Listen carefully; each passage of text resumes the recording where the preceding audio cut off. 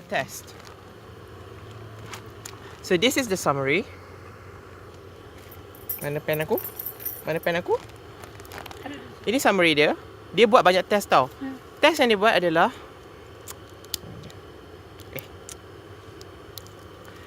test yang dia buat adalah all this thing. All this thing. Semua benda-benda tu. Banyak ah. Lots of stuff. Tapi this is just the summary, so you can see that it checks for the sensor, the pump, flow meter, valve, everything. So this is number of past tests. This is a number of failed.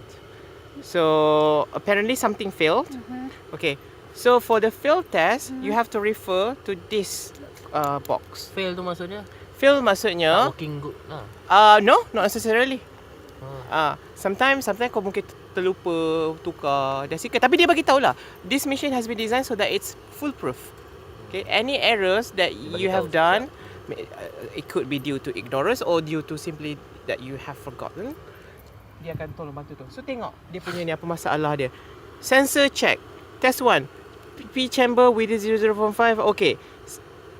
This is going to be error like most of the time sebab benda ni fluorescent, so it's kind of independent daripada gas exchange, so that is one thing you can ignore kalau keluar ni. Okay, P chamber. P chamber ni Mengikut apa yang kita nak study. Yeah, okay. So kalau fail, kita nak run pun tak ada issue lah. Yes. Bukan nak kena perfect baru boleh jalan. Yeah. And then test number 4. Is flow reference within 5 of 0, measured 5.7. Okay. This maksudnya flow ni ada benda tak betul lah. So selalunya dia jadi flow tu selalunya sebab ni. Flow kan? So to prevent it, jangan letak ni dekat sangat ni. Move it apart. Supaya dia linear sikit. Okay. Jangan dia bagi dia banyak ada F1 circle kat situ. Okay. You do not want to obstruct the flow. Okay. So that is solvable. And then soda lime, CO2. Test number 1. Scrub CO2 between -3 and 3. Measured -5. Okay. So there is a problem there. Problem tu could be two things. Satu, CO2 soda lime ni dah habis hayat dia. Hampir habis hayat dia. Okay. So tapi kalau kau rasa kau baru dia tukar dia, you don't have to worry lah. Kita akan do something about it. Tapi kalau kau rasa ni, kau ambil bawa keluar balik macam CO2 ni kan. Buka Adam CO2. CO2? Ni CO2. CO2. Soda lime.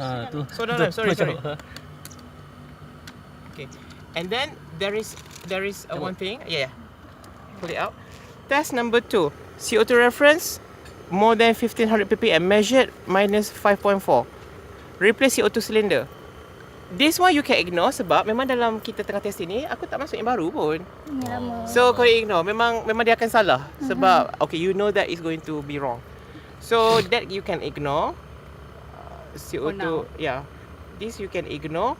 Flow you can ignore juga. If we want to run the test, then we have to make sure this is all checked. Yeah, check.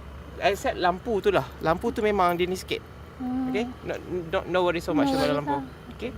Because nanti later on when you want to do the fluorescence measurements, we will do calibration anyway. Okay. Light has separate calibration scheme daripada ni. Okay, so not to worry about that. So what we have to worry now pasal CO2 ni. CO2 tak scrub ni. Give it a good shake. Sebab kita nak readdress balik this particular error. Error nama ni. Soda lime test number 1. Is scrub CO2 reference between -3 and 3. Tapi dia measured -5. Maksudnya it's a bit off. Okay. Put it back. Then we have to wait another 5 minutes? No, not 50 minutes. We'll just test for that particular one. Okay. How to test for that particular one? Sebab semua dah okay. Dah okay. Kenapa nak test balik? Buang masa. Okay. Test itu sajalah. So you have to press this untuk pilih dia. So you usually bawa if I'm not mistaken, that should be CO2 soda lime. Okay. And then start sebab kau baru reinstall the chemical column, right? So let's hope benda tu berjaya lah. If not, there's the one thing that you can do. Provided that benda ni baru. Kita assume sekarang benda ni baru. Sebenarnya tak Okay. baru sebab semalam aku dah guna. Elite hari tu dah guna dah.